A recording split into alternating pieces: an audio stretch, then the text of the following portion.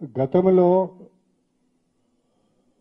ఆనాడున్న BRS పెద్దలు, ఆనాడున్న ముఖ్యమంత్రి కేసీఆర్ గారు 10 సంవత్సరాల అధికారంలో ఉన్న కాలంలో నాకు తెలిసి సబ్జెక్ట్ కరెక్షన్ ఒకటి అటు ఇటుగా 36 మంది ఎమ్మెల్యేలను పార్టీలో చేర్చుకున్నారు.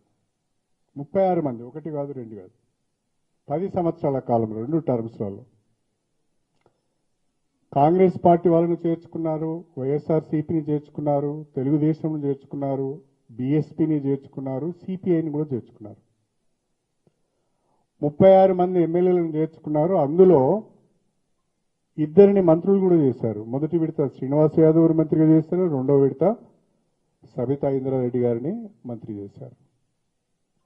ఆ 36 మందిలో ఏ ఒక్కరు కూడా రాజీనామా చేయలేదు. ఆ 36 మందిలో ఏ ఒక్కరు కూడా డిస్క్వాలిఫై కాలేదు. కానీ ఈరోజు ఆనాడు రాజకీయ వ్యవస్థనంతా సర్వనాశనం చేసి భ్రష్టు పట్టించిన కేసీఆర్ గారు ఈరోజు ఫామ్ హౌస్కు పరిమితం అవుతున్నాడు. నేను అడుగుతున్న కేసీఆర్ గారిని, అసలు మీరు చెప్పండి కేసీఆర్ గారు, ఆనాడు మీరు పార్టీ ఫిరాయింపులను ప్రోత్సహించి చేర్చుకున్న వాళ్ళందరితో ఎందుకు రాజీనామా చేయించలేదు? ఆనాడు లేని రాజకీయ విలువలు, ఆనాడు లేని నైతిక విలువలు ఈ రోజే మీకు గుర్తుకొచ్చినాయా? అధికారం కోల్పోయిన తర్వాత గుర్తుకొచ్చినాయా? మీరు చెప్పండి, ఎందుకు ఆ రోజు ఆ రకంగా చేశారు, ఈ రోజు ఈ రకంగా చేశారు? అంటే మీరు చేస్తేనే సంసారం, వేరే వాడు చేస్తే వ్యభిచారమా? మీరేమైనా శుద్ధ పూసలా? ఆగం చేసినంత, తెలంగాణను ఆగం చేసినంత మీరే కదా. సరే, ఏది ఏమైనా మీరు సుప్రీంకోర్టుకు వెళ్ళారు. సుప్రీంకోర్టు నుంచి ఒక తీర్పు వచ్చింది. ఆ స్పీకర్ గారిని 3 మాసాల లోపల నిర్ణయం తీసుకోమని చెప్పారు. It's not direction. వారు ఏమన్నారు? స్పీకర్ గారు 3 మాసాల లోపల ఈ పిటిషన్లను డిస్పోజ్ చేయాలి, నిర్ణయం తీసుకోవాలన్నారు. స్పీకర్ గారు మా అందరికి కూడా నోటీసులు ఇచ్చారు. నాకు ఆ నోటీస్కు రిప్లై ఇవ్వడానికి నాకు ఇంకా టైం ఉన్నది. వారు ఒక్కొక్క ఎమ్మెల్యేకి ఒక రకమైన టైం ఇచ్చారు. వారు ఆ టైం లోపల తప్పకుండా నేను నా రిప్లై ఇస్తాను. కాకపోతే ఏంటి అంటే, మీరు అధికారంలో ఉన్నప్పుడు మీరు ఫిరాయింపులను ప్రోత్సహించినప్పుడు ఒక రకమైన విధానం, ఇప్పుడు ఇంకొక రకమైన విధానం అనే విధంగా మీరు మాట్లాడుతున్నారు. పార్టీ విధానాలు ఎప్పటికీ ఒకే రకంగా ఉండాలి, ఉంటే మంచిది అనేది నా అభిప్రాయం. స్పీకర్ గారి నిర్ణయానికి కట్టుబడి నా భవిష్యత్ ప్రణాళిక ఉంటుంది.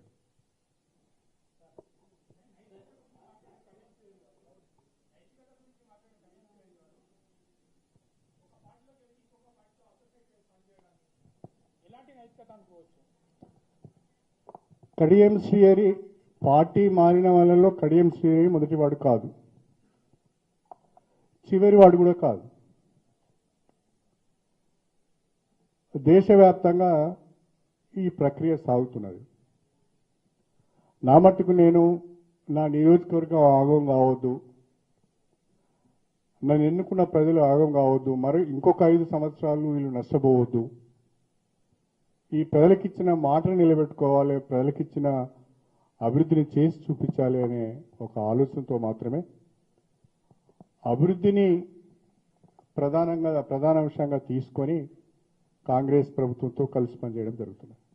కొద్ది కాలం మినహాయిస్తే 94 నుంచి మీరు రాజకీయాల్లో దాదాపుగా అధికార పార్టీతోనే ఉన్నారు. అంటే అప్పుడు ఎందుకు అభివృద్ధి చేయలేకపోయారు? నేను చేసిన అభివృద్ధి ఉంది గన్పూర్లో.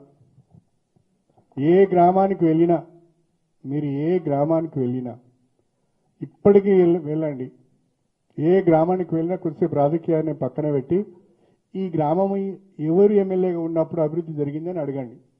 ఈ స్కూల్ ఎవరు కట్టిల్లు, ఈ వాటర్ ట్యాంక్ ఎవరు కట్టిల్లు, ఈ సీసీ రోడ్లు ఎవరు కట్టిల్లు, ఈ వాటర్ స్కీమ్ ఎవరు తెచ్చిల్లని అడిగితే వాళ్ళే చెప్తారు. మీ ప్రశ్నకు అక్కడే క్షేత్రస్థాయిలో సమాధానం దొరుకుతుంది. సార్, అంటే మీరు ఇప్పుడు పెట్టినటువంటి ప్రెస్ మీట్ కావచ్చు, అందులో ఎత్తుకున్న అంశాలు చాలా ఇన్స్పైరింగ్గా ఉన్నాయి సార్. ఒక పార్టీకి ఒక విధానమే బాగుంటుందని చెప్పారు. అంటే ఇప్పుడు మీరు జర్నీ చేస్తున్నటువంటి కాంగ్రెస్ పార్టీలో రాహుల్ గాంధీ ఏమో ఫిరాయింపుల మీద చాలా పోరాటం చేస్తాడు, కానీ అంటే మీరు కూడా సుదీర్ఘకాలం ఉమ్మడి ఆంధ్రప్రదేశ్లో తెలంగాణలో మీరు అనుభవించిన పదవి లేదు. మీరు ప్రతిపక్షంలో ఉండే అధికారంలోకి వచ్చి అనేక పదవులు అనుభవించారు. అయితే మరి అభివృద్ధి చేయాలంటే పార్టీ అనే మారాలా? అంటే సుదీర్ఘ రాజకీయ అనుభవం ఉన్నటువంటి వ్యక్తిగా నవ సమాజానికి ఒక మెసేజ్ ఇవ్వాలనేటువంటి మీ తాపత్రయానికి అనుగుణంగా అడుగుతున్నా సార్. పార్టీ మారి నేను పదవులు అనుభవించలేదు కేకే గారు. మీ మీ మీ ప్రశ్నలో కొంచెం పార్టీ మారి నేను పదవులు అనుభవించలేదు. పార్టీ ద్వారానే నాకు పదవులు వచ్చినాయి. నేను అనుభవించలేదు.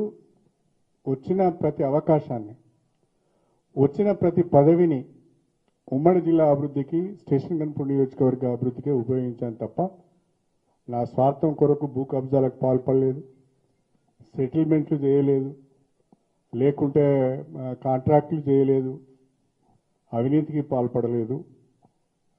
నా పరిధిలో నేను ఉన్నాను కాబట్టే ప్రజలు నన్ను ఆశీర్వదిస్తూ వచ్చారు. లేకుంటే నాకు ఈ స్థాయి వరకు వచ్చే అవకాశం కూడా లేదు. నా కుటుంబ నేపథ్యం, నా సామాజిక నేపథ్యం, నాకున్న నా ఆస్తులు కానీ ఇతరత్ర కానీ చూసుకుంటే ఈ స్థాయికి నేను వచ్చేవాడిని కాదు. Thanks to constitution, thanks to doctor B R Ambedkar. ఆ రాజ్యాంగంలో కల్పించిన రిజర్వేషన్లు, ఆ అంబేద్కర్ కల్పించిన రిజర్వేషన్ల ద్వారా వచ్చిన ప్రతి అవకాశాన్ని వినియోగించున్నా కాబట్టే పిలిచి నన్ను డిప్యూటీ సీఎం చేశారు. నేను పోయి అడుక్కొని లాబింగ్ చేసుకుంటే డిప్యూటీ సీఎం ఇయ్యలే నాకు. నన్ను పిలిచి ఢిల్లీ నుంచి రమ్మని, నీ అనుభవం మాకు అవసరము, నీ తెలివితేటలు మాకు అవసరము, నువ్వు రా ఢిల్లీ నుంచి అని చెప్పి పిలిచి నన్ను డిప్యూటీ సీఎం చేశారే తప్ప నేను ఎవరి దగ్గరికి వెళ్ళి. మీకు ఇంకో విషయం కూడా చెప్తున్నా. చాలామంది నాయకులకు పాదాభివందనాలు చేస్తారు. చాలామంది నాయకులకు పాదాభివందనాలు చేస్తారు. మీరు ఏదైనా చూసారా నేను పాదాభివందనం చేయంగా? అంటే నేను ఎక్కడ అమ్ముడు పోలేదు. ఆత్మవిశ్వాసంతోనే బతికాను. నా నీతి, నా నిజాయితీ, నా కష్టమే నాకు పని ఉపయోగపడ్డది తప్ప మరొకటి కాదు. మీరు అన్నట్టుగా నేను ఇవన్నీ ఆలోచించినప్పుడు అల్టిమేట్గా నియోజకవర్గ ప్రజలకు ఏమి సమాధానం చెప్పాలనే ఆలోచన నన్ను బాగా ప్రభావితం చేసింది. అందుకే నేను కాంగ్రెస్ ప్రభుత్వంతో కలిసి పనిచేయవలసిన అవసరం వచ్చింది. ఇప్పుడు నీతి గురించి మాట్లాడాలి, తప్పకుండా నీతికి కట్టుబడి ఉండాలి. కానీ ఆ నీతికి కట్టుబడి ఉన్నప్పుడు, పని చేయలేనప్పుడు ప్రజల్లో పలుచనవుతాం, ప్రజలకు అన్యాయం జరుగుతుంది అనేది నా అభిప్రాయం. కాదు సార్, అంటే మీరు ఒక నిమిషం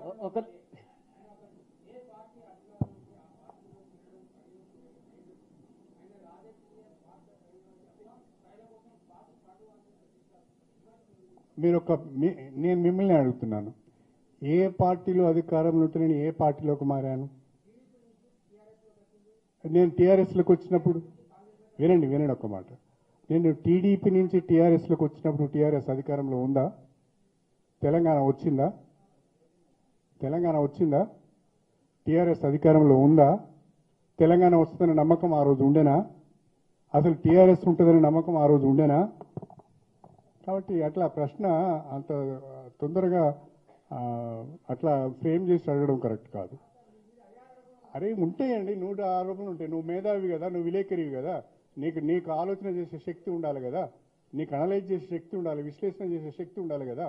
మిగతా వాళ్ళ లెక్క నువ్వు కూడా మాట్లాడితే ఎట్లా? వాడెవడో మాట్లాడతాడు, ఎందుకంటే ఆయన నాకు రాజకీయ ప్రత్యర్థి కాబట్టి 110 మాట్లాడతాడు. మీరు కాదు కదా నాకు రాజకీయ ప్రత్యర్థి. సార్, అంటే 36 మందిని బీఆర్ఎస్ వాళ్ళు తీసుకున్న దాని మీద మీరు పాయింట్అవుట్ చేశారు సార్. కానీ అంతకు ముందుకే రాజశేఖర రెడ్డి ఉద్యమ పార్టీగా ఉన్న బీఆర్ఎస్ నుంచి తీసుకున్నాడు. అదే పార్టీలో, అంటే మీరు ఈ విషయాలు చెప్తున్నారు కాబట్టి అదే పార్టీలో మీరున్నారు. రాహుల్ గాంధీ ఇదే దాని మీద పోరాటం చేశాను. దాని మీద నాకు సరైన ఆన్సర్ రాలే. నేను ఒకటి మాత్రం స్పష్టంగా చెప్పగలుగుతాను. కడియం శ్రీహరిగా వ్యక్తిగతంగా